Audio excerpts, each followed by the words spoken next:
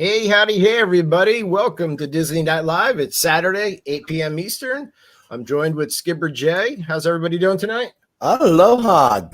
Wow, Dave, just you and me in the clubhouse. It is just you and me for a few minutes because tonight we have a very special guest. We are really honored and privileged to have Bob Weis with us. And for those of you who are not familiar, we're going to talk with Bob for about an hour tonight, and you'll get to know him as much as we do. But again, for those of you who don't know, Bob was an Imagineer for over 40 years with Disney. He was also president of Walt Disney Imagineering. He is an author, speaker, an architect. I'm currently halfway through one of his books right now, and I want to take this material and make it into a movie. Oh, well, we could talk to Bob offline about that, but we're going to bring Bob in. But real quick, we just want to get this out of the way up front. We want to talk about our sponsor, DMagic World, because we do that always in the beginning of our show. And DMagicWorld.com is our 24/7 streaming Disney Music Magic station sponsor. And just like Disney, where the parks turn over from Halloween to Christmas overnight, it's crazy because I put on DMagic World today and yesterday, and it is Christmas at DMagic World. You're just hearing Christmas music, Christmas parades, getting you in the mood. So please check out DMagicWorld.com. I have to applaud Jasper real quick because Jasper killed it this Halloween season. He did. The park music especially was on point, and it was from across the world. And yeah, man, I dug the Halloween music you played. And the Christmas will be just as good as the Halloween. So please check out DMagicWorld.com. Don't forget to click on that Now That's Disney tab at the top of their homepage. Takes you right to our Facebook group, and request what you want to hear from their parks music. Again, one of my favorite things is always Tapestry of Nations. I'm going to throw the gauntlet down and throw a couple obscure ones at Jasper. Really cool, obscure Christmas stuff. Holiday music for you to play. So reach out to Jasper and let him know what you want to hear. But without further ado, we are going to bring in Robert Weis, again, our guest tonight. So everybody, please welcome in Bob Weis to Disney Night Live. Hello. Hi, Bob. How are you? Welcome.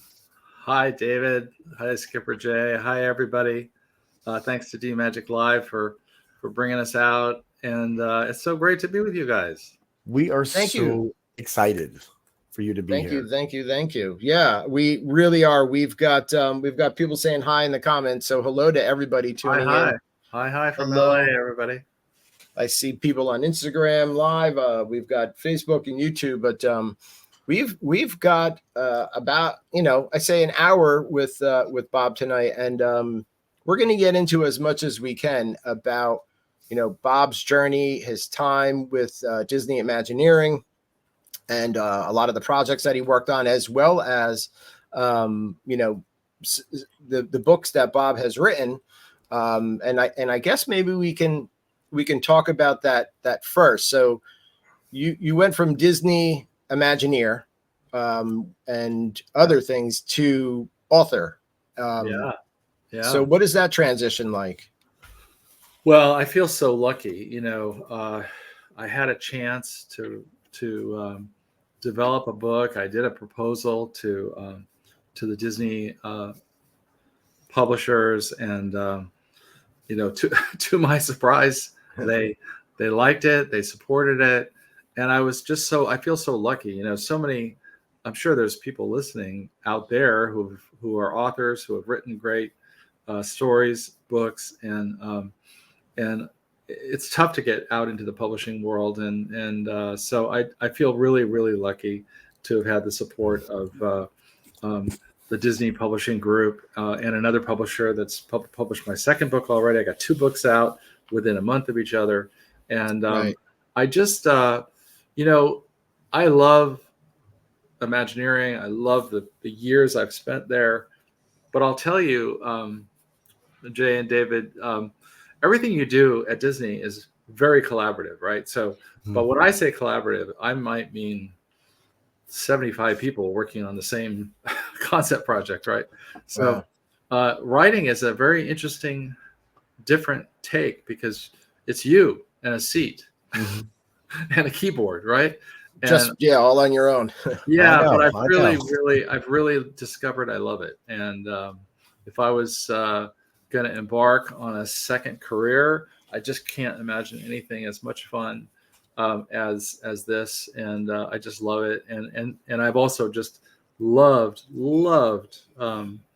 meeting up with people for book signings and talks. And so I feel really privileged to be able to have that opportunity at this stage in my career. Right. Go ahead, Jay. I was saying, both books are so totally different. Right. They're totally different. I'm very lucky. I got one big nonfiction book that came out from Disney, and it's kind of chronicles my ideas about how we all have dreams. I think, there's an expression we all use often, which is to follow your dreams. And as I got about halfway through the book, I started thinking, you don't really follow dreams. You have dreams. We all have dreams. Everybody on this call has had great ideas, dreams, that kind of thing. But your dreams kind of just keep moving. And if you really want to do them, you got to chase them. It isn't really just following them. It's chasing. They're way ahead of you all the time. So you have to chase them. You have to be dedicated. You have to be passionate. And in the case of things like big Disney projects, you have to be willing to bring a lot of people with you, because you can't do these big projects by yourself. So you've got to chase them. You've got to be you got to get a lot of people on board. Walt Disney once said that running the company was like walking 8 dogs. So if you could just imagine that image of just dogs going everywhere, and you can't tell them all to go in a straight line. You're right. You have to kind of guide them. So I've loved that process, but I'm equally loving the idea of being able to write. I've got a couple more projects we can talk about later, but it's just really fun. It's a challenge. It's also, for someone 40 years in the design and storytelling business, it's kind of nice to have a completely new challenge too. So it's exciting. Right. Yeah. I mean, and we're live right now on Disney Night Live with Bob Weis. And we're talking about one of the 2 books that he's released. And this is called Dream Chasing. And Dave, Bob Weis. I have to tell you, what I really liked about Dream Chasers was Bob, your message of, you can do it. Anybody can do it. Anybody, anywhere across any field, just stick to it. Well, and I found, Skipper Jay, that so many people who've come to signings have said they have an idea or they have a something they want to do, and nothing would make me happier than to be someone who encourages people to chase their own dreams and try things and be willing to it can feel a little risky to yourself, because we're always afraid. Everybody's afraid of failure, right? But you can't be afraid of failure. You have to just be willing to try stuff, and so I encourage people that way. A lot of people have encouraged me over even my my editor and publisher at Disney, Wendy Lefkon. She encouraged me. I said, I don't know if I can write a book, and she said, well, you only have to write 250 pages. And I said, I can't imagine. The only thing I've written in the last 20 years is an email. So I can't even imagine 250 pages. And I ended up writing, 460 something, right? So once you get going, it's good. But it's great to have people encourage you. I want to encourage people as much as I can. And so Dream Chasing is a nonfiction book. It's not, I didn't set out to write an autobiography. I really set out to chronicle for a lot of the Disney fans that are on this broadcast and this call. I think you know this, but I wanted to kind of dramatize that these things don't just happen. They take an enormous amount of effort by a lot of people, and often they usually don't follow a straight line. They're usually all over the place. It starts starts someplace, ends up someplace Right. completely different than you thought. Changes in the middle, gets put on hold, comes back in another form. And so I wanted to kind of dramatize that process for people. So you can't be frustrated when things kind of follow a circuitous process, because that's just what they do. And it's great to see it that way, because a lot of people go, oh, it's made by magic. It's like, no, there are secretaries and offices working for people who are architects and engineers and people doing city planning, writers, many people. Yeah, we often said there were more than 100. I think we said more than 150 different disciplines at Imagineering. So everything from writers to architects to ride engineers to stained glass experts to so many different disciplines, and you need them all. You need them all depending on what the project is. And your job is to keep them all kind of moving forward and moving kind of in the same direction, although you don't want to limit their talents either. So if somebody comes in and they have a good idea, you don't want to say, well, that's not exactly what we were thinking. You want to hear people out. So it's definitely a great group business. Yeah. But what's it like to basically like rein in a bunch of tornadoes happening at once, all trying to make one tornado? Putting it all. I think that's a really good way to describe it, Jay, because it is a lot of tornadoes. And, when I'll tell you a little bit about Imagineering. A lot of you are experts in Imagineering, but Imagineering was founded by Walt himself. And it was because he had this idea that he wanted to do this thing that he ended up calling Disneyland, right? And he went to some experts, some architects, some designers, and they said, you know what you want to do, you can't really do. You have to create your own company to do it. And so Walt's natural inclination was to create a company out of animation, where he came from. So he brought together some of his most multi-talented Imagineers, and a lot of who they are, Claude Coates and Exitencio, and so many great people. What he did was he set it up separate from the studio, but they brought a lot of the same ways of working with them. So one of the things animators have is they have these 4-foot by 8-foot boards back then. And you can put about a scene on one board. You can pin them all, all the different individual drawings for an animation scene. But if you have a small office, you don't have room for all these boards, especially if you're doing a whole Pirates of the Caribbean or Haunted Mansion or something like that. Right. And that's so a big story. Your only recourse is to line these up in the hallways. And then anybody that walks by can walk up and say, hey, I think you missed a scene here, or I think you should think about this or whatever. So we established what we ended up calling the hallway culture, and a very, very collaborative organization where anybody could walk up and give you a comment or give you a suggestion. And, a very open kind of collaborative environment. And that ethic, that chemistry still exists. Still the same way. Still goes on to this day. Yeah. It sounds like such a great way to work, because instead of people being negative, I imagine people coming in and going, I'm going to uplift here. I'm going to try to help you, make it better.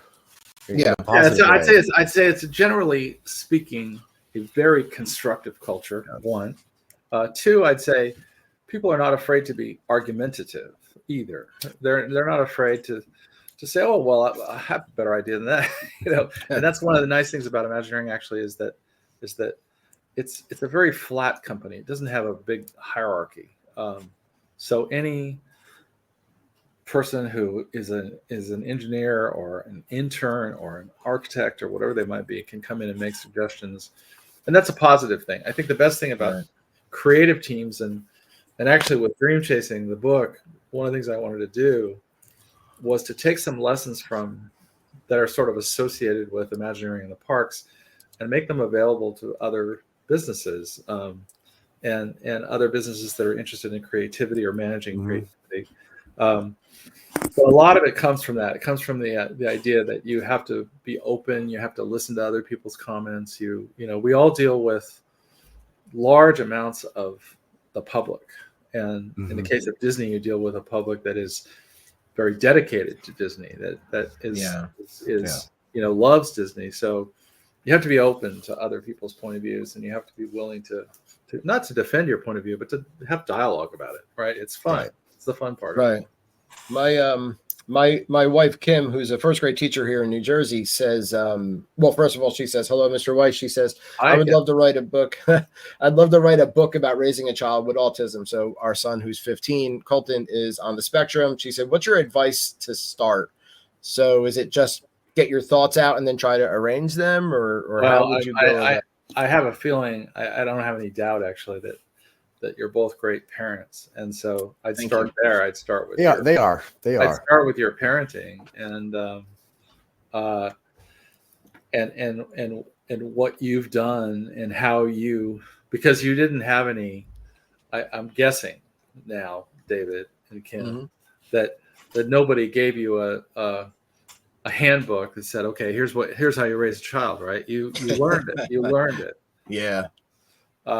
You've probably read Ron Suskind's beautiful book about. Have you read Ron Suskind's book? I have not, but my wife basically didn't sleep for years. She just read book after book after book. Well, Ron Suskind was the one who wrote this great book about how his son didn't speak for most of his youth, and it was when he started watching Disney movies that he suddenly started talking and speaking lyrics and lines from the movies. And so they realized, well, that's how we're going to reach him, is through these great movie lines and things like that. But I think if you have that experience, what I found from writing a book is it's the number one thing I think they say about writing a book is it's putting your butt in the chair and writing it, right? Dedicating the time, right? Yep. It's finding the time to sit down, and it's not one book, it's over and over again. But it's in your case, I think it would be similar to mine. Your situation is very different, of course, but it's pouring your heart out in some organized fashion to try to make a relatable story. And I'm sure in your case, there are many, many people, so many people who can relate to your experience. And you can create that book that you were looking for when you were looking for advice. So,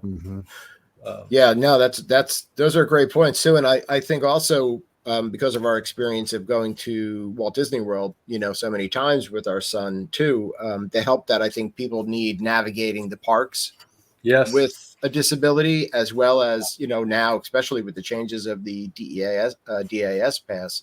So maybe that would also be, even just a chapter in the book, but I think there's a lot of great ideas. She said in the comments, "I'm inspired and I'm going to start." Thank you. Okay. I'll tell you, it's not, it sounds hard, but I discovered in writing dream chasing, and everybody's different, but I discovered that if I wrote about 2 hours each day, and I was still working in Imagineering when I started dream chasing, but I would shut my phone off, shut the Wi-Fi off on the computer, shut everything off so you don't get any notifications, no interruptions, and sit and try to write solid for 2 hours. And it's sometimes you think, I don't have anything to write. But you will write. And if you do it every day, you will write a lot. But I found for me, it was better to write for 2 hours every day, 7 days a week, than to say, well, I skipped 3 days, so I'm going to write, 9 hours on Saturday or whatever. It's much better to figure out what works for you. And I remembered, I first said, well, I got to clean up my office. I got to close the door. Nobody can interrupt me. It's got to be totally quiet and all that stuff. And then I remembered reading about J.K. Rowling when she was writing Harry Potter. and she had a child in a stroller, and she was in Starbucks, and there was noise everywhere, and she still wrote it. So I don't think we have any excuse not to write anywhere, right? So yeah, if she could do that, then yeah. do that. So now I write with my son, my daughter, my wife, cooking, my daughter doing acrobatics. I can write anywhere, really. Yeah, I mean, you find your niche. I can write on a plane. I can write in the airport. I can, So find what works for you, but you do have to. It is a lot of volume of material that you have to write. Then you have to rewrite it. Then you have to edit it. Then the editor's going to want to edit it, and so it's a lot of volume of stuff. So you have to have some amount of discipline to it. Right. And so you mentioned that, both books, Dream Chasing and Ghost Dog, which is also out. These are both out a couple months apart from each other. So yeah, Ghost Dog just came out, and Ghost Dog was actually first in my writing. I don't know if you have any. Maybe we'll get some messages. I'm hoping out there somewhere are some Haunted Mansion fans. One of them's here tonight with you. I am a giant Haunted Mansion fan, and I used to have, when I was Imagineering, my office was next to Existencios. I knew Claude Coates. Wow.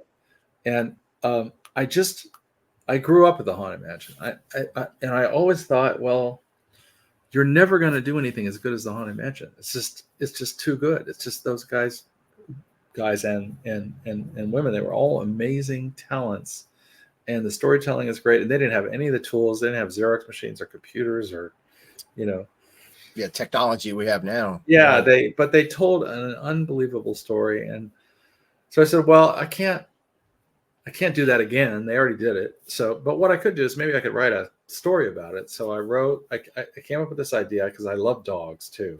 Right. And I've had a lot of great dogs in my life. And the idea was very simple. It was a kid loses his dog, like we all have as kids. We heartbreaking. It's heartbreaking. It's heartbreaking as an adult. And that moment at the end of the Haunted Mansion where you're going by that last scene and they say, and a ghost will follow you home. And I said, well, what if a ghost dog followed him home? And that's it. That's the idea. And so they go to the Haunted Mansion. A ghost dog follows them home. And it's really about this family who have a dog that is a ghost. And what happens to them? And it's I think a very fun fiction book. And I reached out to George Scribner, who is a wonderful artist. He directed Oliver and Company years back at Disney. He's great with dogs. He's great with anything, but he's great with dogs. And he did about 35 illustrations for the book. It's kind of a young adult, sort of, Harry Potter age, I'd say. It's anytime after maybe 6 or so, but it's a fun story, I hope. And it takes place in the Haunted Mansion, outside the Haunted Mansion, at their house. They go on an adventure to find out where this ghost dog came from. They go to Imagineering.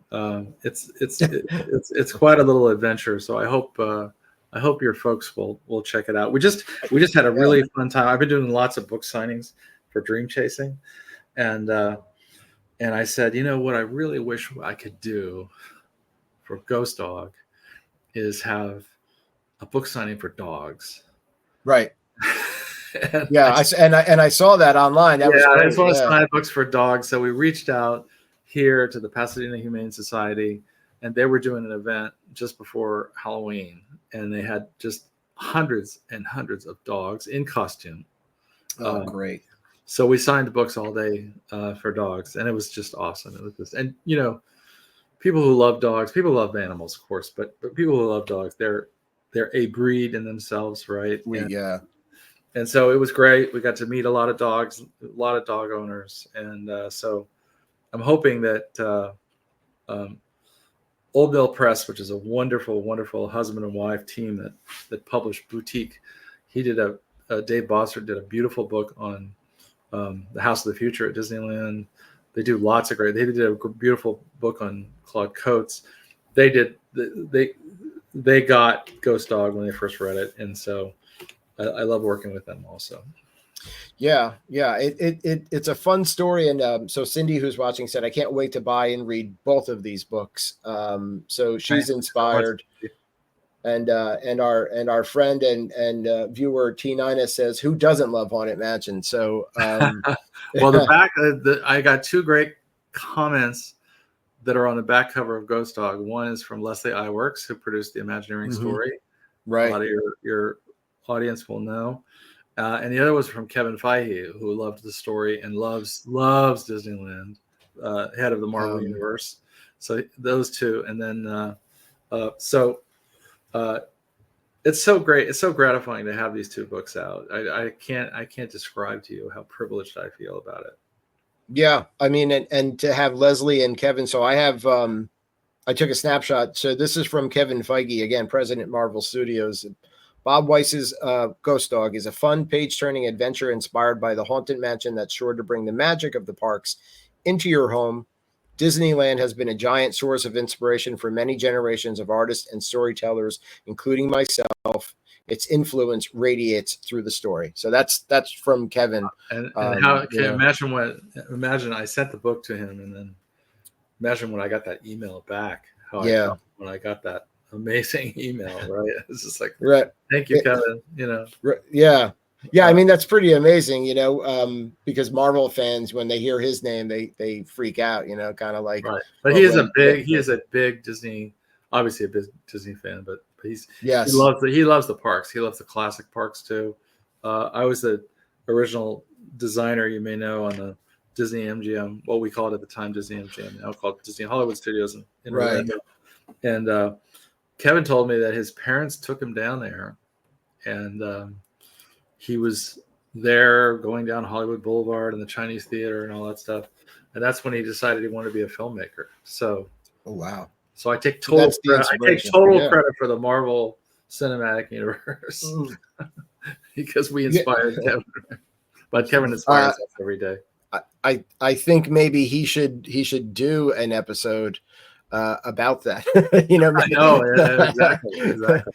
Yeah, that would be a great story. I mean, and who's not inspired walking down, the boulevard at now Hollywood Studios? But so, I mean, I call myself a Disney fan, but I didn't know this. Jay is an even bigger Disney fan. But in watching some of your past interviews and videos and podcasts, that MGM is really developed because of Epcot and wanting to bring entertainment. Michael Eisner wanted to bring entertainment to Epcot, and it spawned MGM. So can you kind of guide us through how that happened? Yeah, originally it was in the early days of Michael Eisner and Frank Wells coming into Disney, and they had gone down to Florida, gotten a tour, all that in their literally the early days of their tenure.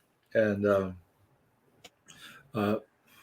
Michael came back saying, I think we need a pavilion based on the entertainment business. You have energy and transportation and, food and farming and all these things. The entertainment business is a giant business. And I don't think we necessarily saw it that way at that time, at least the way that Michael was seeing it.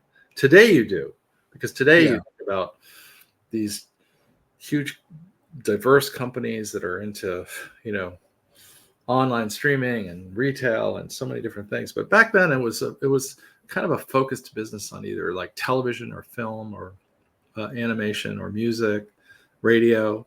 There was no internet at that time.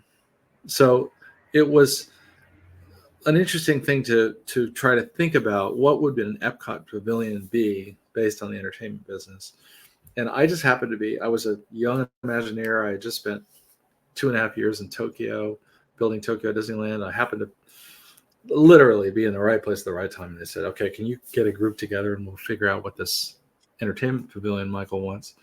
And we came up with an idea for a pavilion that would have the early stages of what would eventually become the Great Movie Ride, a television experience, a music and sound experience, in a kind of a large pavilion. And then little by little, the enthusiasm of the company and Michael's enthusiasm, because he came out of the entertainment world, grew. And he said, well, why don't we build some stages next to Epcot, a small studio next to Epcot, and people could go to the pavilion and they could tour the stages.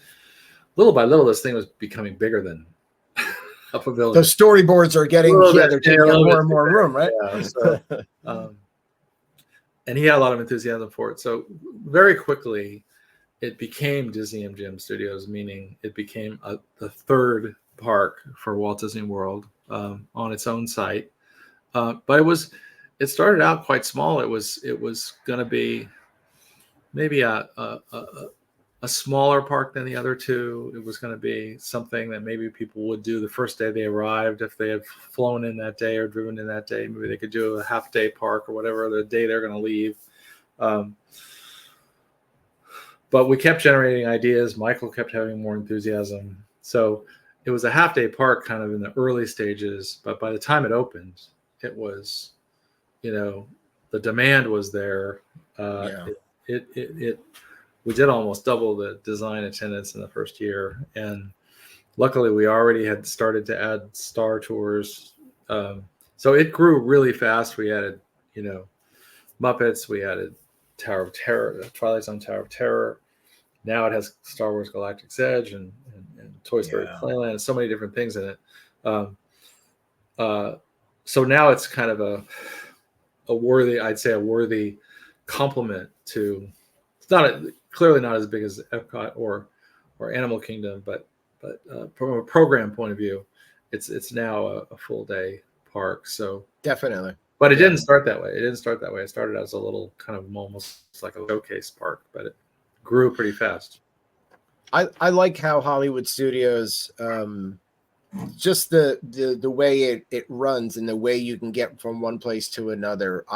I find it's very easy to navigate, and I know that that's part of the storytelling. And I love the fact, to me, Hollywood Studios is the easiest to kind of navigate and get through it. I love the direction. Pretty compact. So it's on a compact site. Right. No, it doesn't take hours and hours of walking. It's now it has so many different things in it. When we first started, it was relatively small. We had the backstage tour, we had the animation tour, we had the Great Movie Ride, a few other things. I'm really glad to see it grow into its own. And there's things that are gone that were there before, like the Great Movie Ride, which is now Mickey and Minnie's Runaway Railway. Right. I grew up saying that. But I always remind people, Walt Disney himself, in just the 10 years that he was alive after the opening of Disneyland, he renovated it constantly. And so I love the fact that we had certain things there, and it's fine with me that they've been updated too. I love the fact that Hollywood Boulevard is still there as a kind of an experience, sort of like our version of Main Street, Right. But it was fun to do, and it was done very. It was Michael's first park, and then very quickly as we were working on that, they embarked on Disneyland Paris too. But it was his first park, and it's I know from talking to him even recently, it's a very special thing to him that we did that, and special to all of us. All these parks are. I mean, so Great Movie Ride was and still is my favorite of all the Disney attractions. I just loved it, and not that I don't like Mickey and Minnie's Runaway Railway. I think it's a great compliment to it, but for me, that was MGM. That was nostalgia. The end scene with all the movie clips coming at you, was just a great finale. So I missed it, but I understand it. I miss it too, and I was watching the Academy Awards, and this little film came on. It was only a couple minutes long, and it was I think it won the Academy Award for short subject. It was called Precious Images, and it was by a film director named Chuck Workman. And Chuck had done dozens and dozens of compilation films for the Academy Awards. He always did these, like when it was the best actor time or the best picture, he put all those great compilations together back in the old days. And he built this film that was kind of from Charlie Chaplin all the way to today in a couple minutes. And I reached out to Chuck and said, hey, we're doing this crazy project in Florida. Would you consider doing a panoramic version of Precious Images? Give us, we have like 2.5 minutes to do the history of cinema. Yeah, nothing hard to do. Yeah, nothing hard. Yeah, and he was great. He was great. But I think the other thing that was very meaningful to me about actually all of Disney MGM, it still is, but also especially a great movie ride, is we had this idea that our cast is so great, our cast members are so fantastic, that we could use them in the show. And we did it in the Great Movie Ride. We had them play gangsters and play, bandits. We used them in, the backstage tour, in the Superstar television show. It was a really unique part in that the cast members really were a big part of the experience. And I think it's, in some ways a precursor to the way the cast is used in Star Wars Galaxy's Edge, because they all have profiles, they all have histories. It's you never can do enough with our cast. The cast is just so dedicated. They're so amazing, all of them. And so when I think about, I was there for the 35th anniversary last year, and met with a lot of the cast that had been there since the park opened, including cast of the Indiana Jones stunt show, the cast of the Primetime Cafe, all those moms and dads, and they're so dedicated. It's amazing. And it just became part of the style of Disney Hollywood Studios. Yeah, they help make the magic. They're part of the story. Bring it to life. They really do bring it to life. Yeah. Oh yeah. Yeah, you're right. That whole park, because there's and I find that there more than I think across the board is these customers really want to play those parts every time I'm on Tower or any of them. They're into the part they're playing like they're supposed to be. Well, it goes back, as I don't have to tell you, Jay. It goes back to Jungle Cruise, where the cast is everything, right? The cast is the whole thing. And so we wanted to bring that to life, and I'm glad we did. And I'm glad that we have the new stuff, but I'm also glad we had the great classic stuff that was there before too. Yeah, right. I guess my next question is still like, so Michael Eisner, in my opinion, in watching a lot of Disney Plus behind the attraction or footage and hearing him talk, I think he gets a bad rap because a lot of people will say negative things about him, but I think that so many ideas came out underneath Michael's leadership, and it just flourished.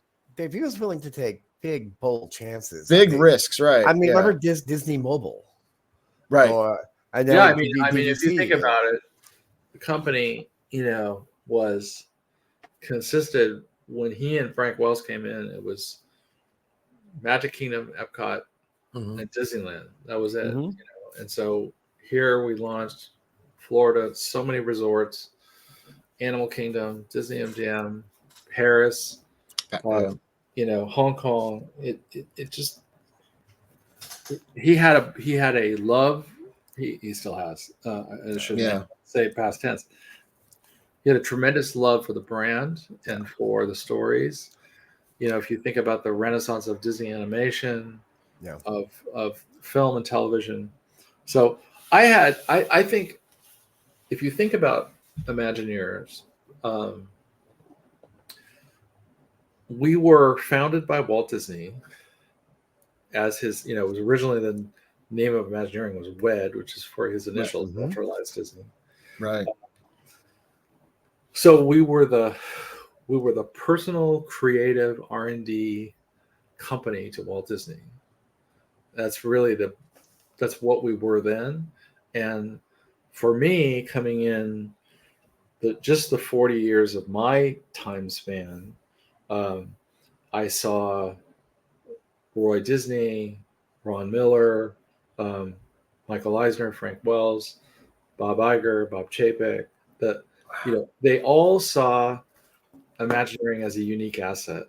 And they all launched interesting, compelling menus of projects. And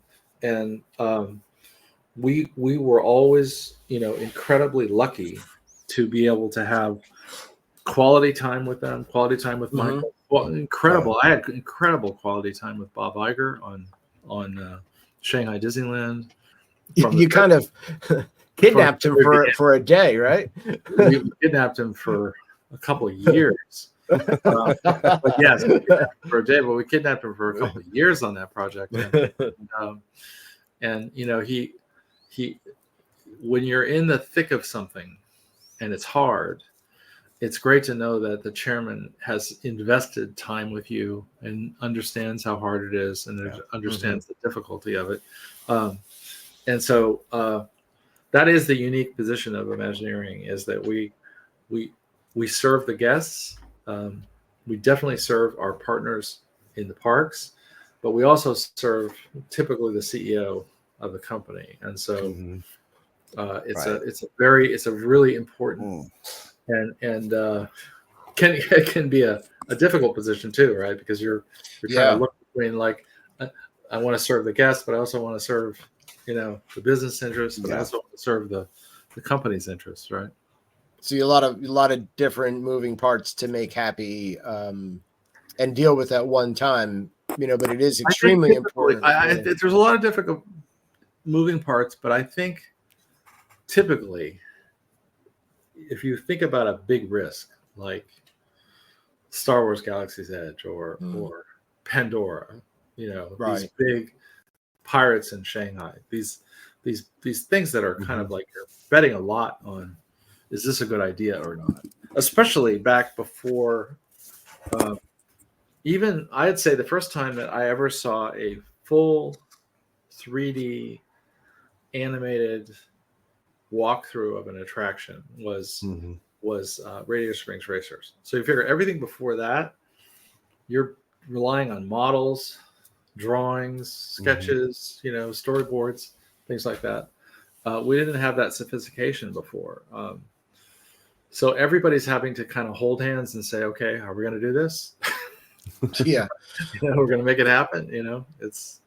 It takes some boldness. And seeing it to fruition, I've heard you say before in some interviews that, Imagineering and these projects are not like, the release of a movie. This is something that's going to be in place for a long time. This is not an opening box office weekend. It doesn't just go away. This is a show that has to play all day, every day, in some cases for decades and decades. Which I think what you're both saying really is that's where Walt started. I think is that animation. He made the movie and he released it. And from then on, that is the movie, right? That is the movie from then on. He realized in building Disneyland that he had something, the famous quote that Disneyland will never be finished, right? That he could change and mold, and he could change. One of the great things he told his first generation of Imagineers was, he told them all to go to Disneyland. He said, once a week, go to Disneyland and just sit on a bench and watch the audience. Just watch what they do and watch how they react. So I think that parks as a medium of storytelling have always been living. That's why the cast is so important. That's why the changes are so important. That's why the dynamics of people are so important. And also cultures, that Disneyland is very different it is in Shanghai than it is in Hong Kong or Paris or Florida. The culture where the park is conceived, built, constantly refreshed and who's going there. They have, they're part of the guest is a part of the storytelling, right? So it's there's nothing else like it really when you think about it. Yeah. Is that why certain projects work at certain parks, like international parks versus American parks, where sometimes when announcements are made, say at D23, or there's going to be a new ride or a new attraction, people will complain and say, well, how come we're not getting that? But some things just seem to work at, I guess, because of a cultural difference, or may work better in one park. I think it's more, I think it's a combination of that, but it also is, what does that park need at that time, right? We don't treat the parks as a collective. We treat them as individual parks. And so you look at, when we went over and looked at the second park, the Disney Hollywood Studios in Paris, and sitting right next to the most beautiful park, the system, Disneyland Paris, which I will say, having been there, is the most beautiful theme park in the right. It's beautiful. Have you been to Shanghai? Not yet. Okay, not yet. Beautiful too. Yeah. Paris is perfect. It's perfect. But Shanghai is quite beautiful too. But I mean, they're all beautiful in their own way. But the point being that Disney Hollywood Studios, we said we have a lot of upside potential here to build a lot more. And this idea, we were kind of evolving away from the idea of backstage, because backstage really worked when we first opened the studio tour.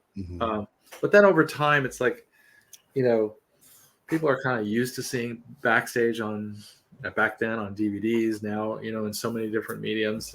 Right. So in Tokyo, we decided to do Tokyo DisneySea. We didn't do anything that was backstage there, because the audience, Oriental Land Company, felt like this is an audience that believes in Disney magic. They don't want to know how it's done or see you behind the scenes. So each park, we kind of evaluate it on the basis of what it needs at that time. And so when we were looking at Hong Kong and Disney Hollywood Studios Paris, for instance, at the same time, and Frozen was so huge, we said, well, here's our opportunity to do a big Frozen, Enchanted Land, and do two of them basically in the same time frame, one in Hong Kong and one in Paris. So it wasn't that we left out the U.S. parks; it was just that those parks were a priority at that time.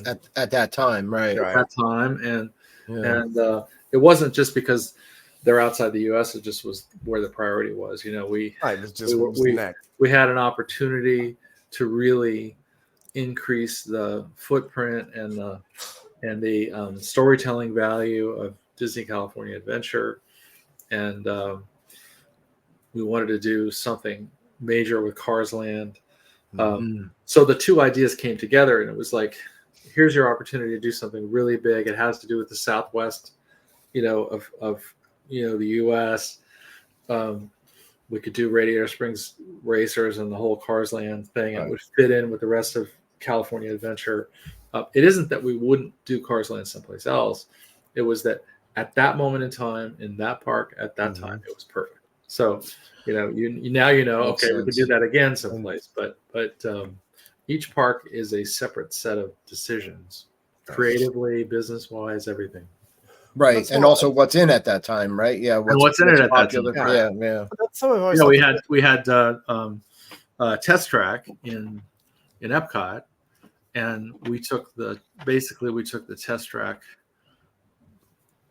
ride system, basically the cars that we had done with GM with the high-speed race there, and we borrowed that and used it as a basis from which to do Radiator Springs Racers.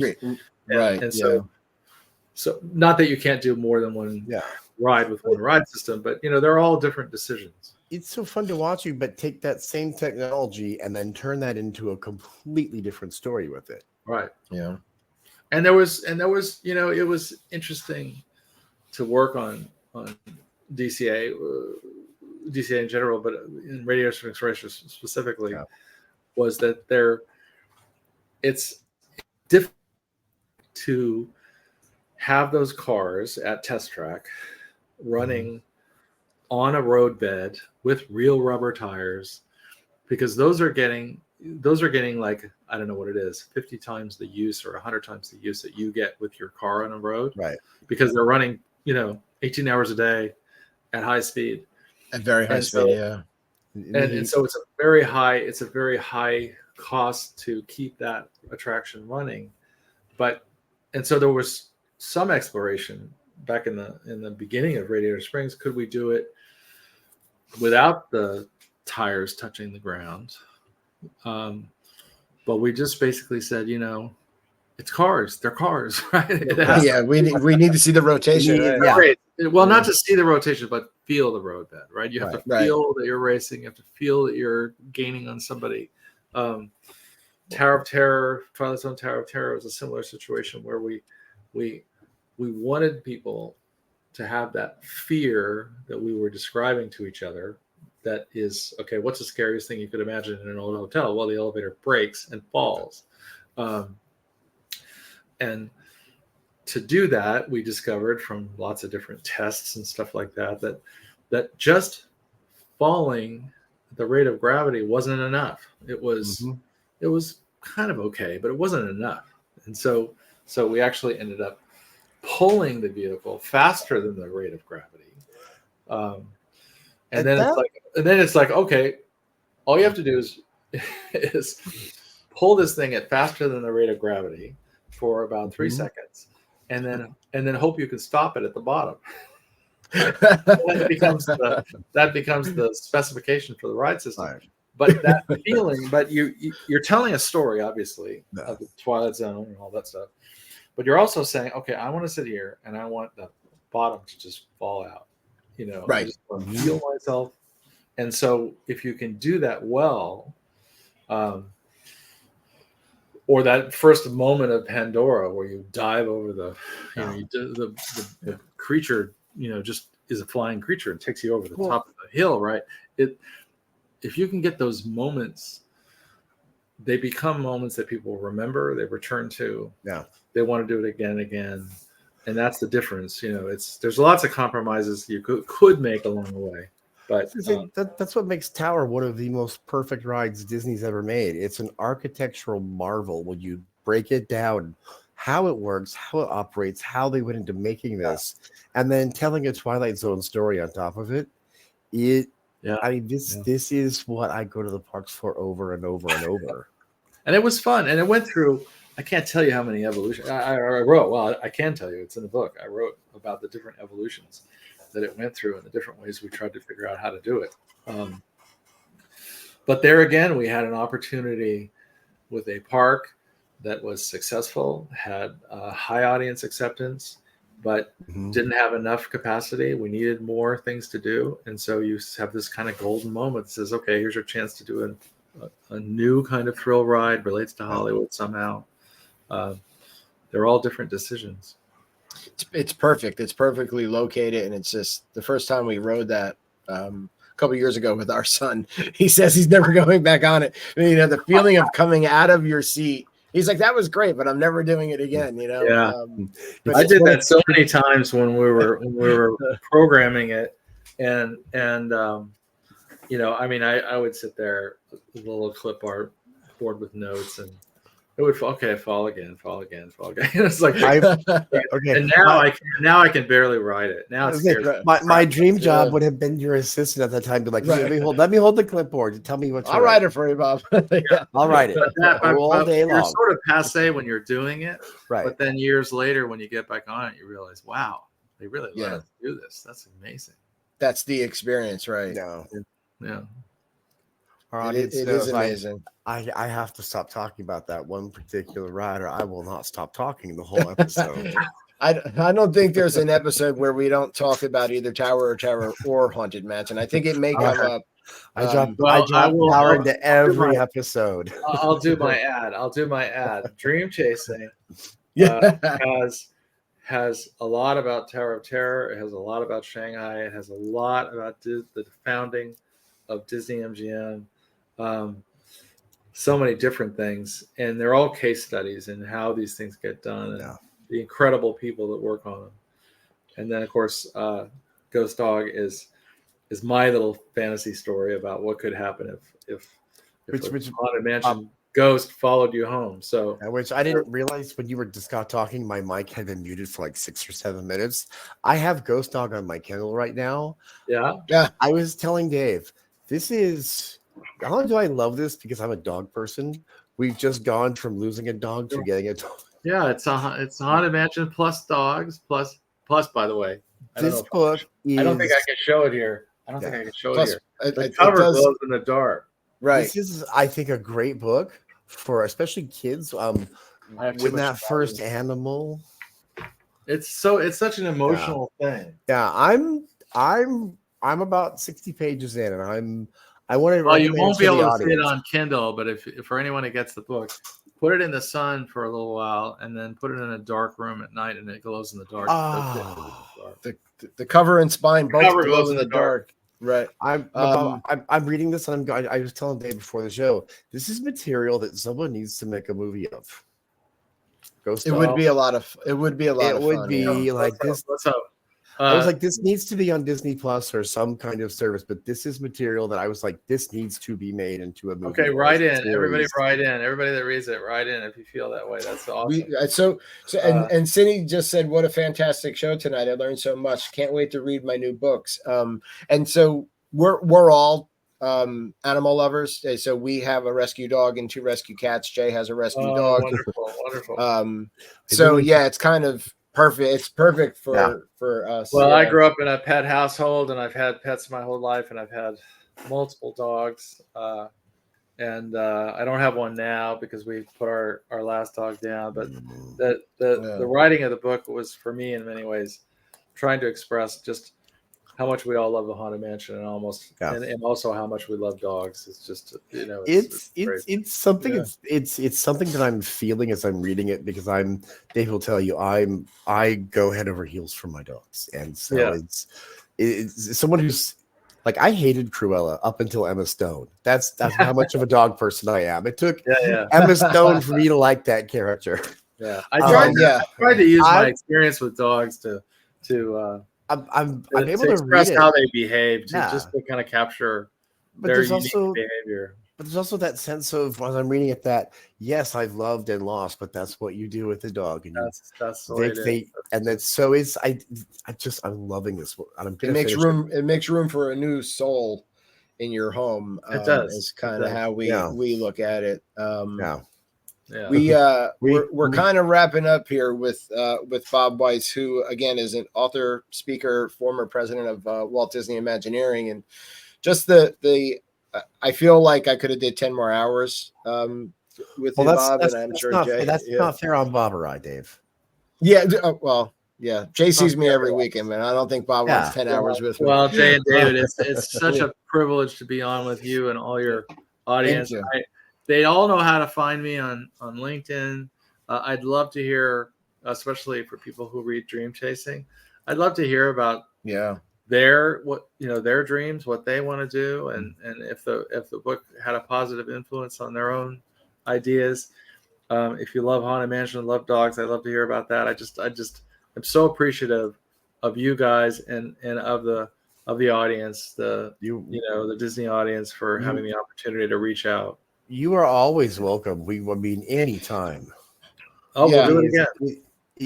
Please. Well, we got another book. We got another book coming. We got a massive book coming out based on a massive archive of Marty Sklar, who ran WDI for 50 years. It's probably another year before that book comes out, but that'll be the next book coming out. Right. So we can expect that, and that's one of the final questions I wanted to ask you. So, my wife Kim said, can't wait to get both the books. But yeah, so this is going to take about another year to finish, but it is going to be a lot of detail and information about Marty's collection. It's a massive collection of something like 2 million documents that he collected. Oh, wow. That have not been seen by the public, and were never a part of the Disney archives. Are now being all documented, scanned, all that. and it's going to be the first book ever about that collection. So watch for that too. Probably about another year. Right. Oh, and, I already want it. I want to just a huge. It's a big like a huge collection. That is something I'm dying to read. It's going to be amazing. And where can our audience and other people, and we'll put the links as well when we put this show out as an audio podcast. But where can they currently find Dream Chasing as well as Ghost Dog? Where are those books available? Both books are under my name, Bob Weis, Weis, on Amazon. If they want to go there. They're on Amazon. There's an author site there. There's also an email link if they want to send me a note. They're also in. I know Dream Chasing is in Barnes and Nobles and bookstores around the country. So is Ghost Dog. But I think probably most of your viewers order from Amazon or somewhere. But they're readily available there, and the audiobook for Dream Chasing, which I read, all 14 hours of it is coming out in about a month. And the audiobook for Ghost Dog is coming out too. So they're both coming out. Wow. They'll both be out by the end of the year. We are going to have to share links on our page for that because and again, when we put the podcast out, we'll put links for the, where to get both of the audiobooks will be on the same. If you use Amazon or any one of those book sites, the audio links will for audible.com and the other things will be in the same place. We are lucky again enough tonight to have had Bob Weis as our guest again. Former president of Walt Disney Imagineering, over 40 years of time with Imagineering, and I would love it if you came back because I have like pages of stuff I wanted to talk to you about. We'll have to put those aside for. We'll do a chat. We'll do another chat. Awesome. We can, and I want to say when the audiobooks come out, we'll do another chat. Definitely. And again, it's audience firsthand. Cannot recommend a Ghost Dog enough. I really, really enjoyed it. Oh, thank you so much, Jay. David, thank you so much for having me. You're welcome, Bob. We're going to do an outro, but don't go anywhere. If you just hang for a few minutes backstage when the outro is over, we'll be done live. Okay, I'm going to step off for 2 seconds, but thank you all. Thank you, everybody, so much. You're welcome. Thank you, everyone, for tuning in tonight, and we hope you have a great rest of your weekend. Please enjoy our outro, and we'll see you next Saturday.